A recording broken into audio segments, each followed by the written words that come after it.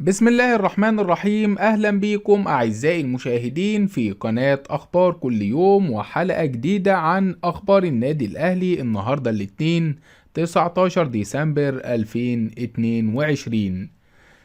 هنبدأ أخبارنا بغرامة قفشة.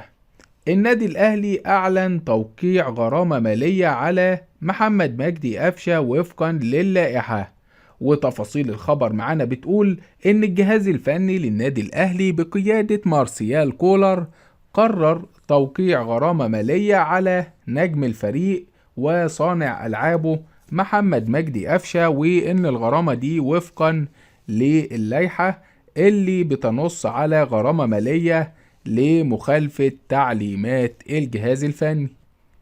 طيب، واحد من السادة المشاهدين هيسألني، طب ايه اسباب اعلان عقوبة الاهلي لمحمد مجدي قفشة وخصوصا قبل مواجهة فاركو، ان مباراة فيوتشر عدى عليها يومين او ثلاثة؟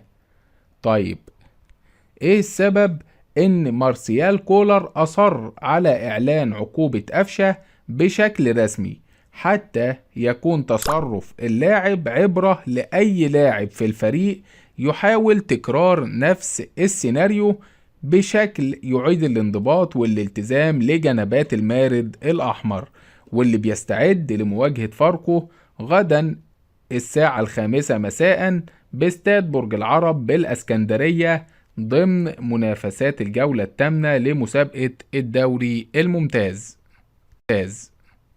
معانا الخبر التاني، وليد سليمان بيهني محمد الشناوي بعيد ميلاده وبيقول له دايما سند وسد عالي للنادي الأهلي العظيم.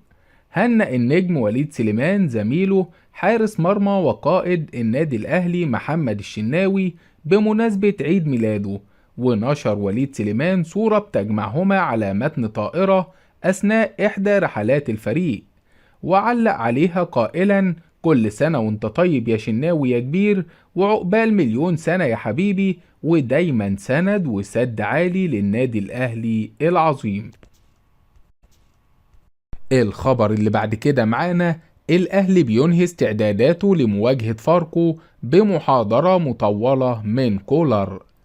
اختتم فريق النادي الأهلي استعداده لمباراة فاركو اللي هتقام في 5 مساء غدا الثلاث باستاد برج العرب بالاسكندرية ضمن منافسات الجولة الثامنة للدوري الممتاز.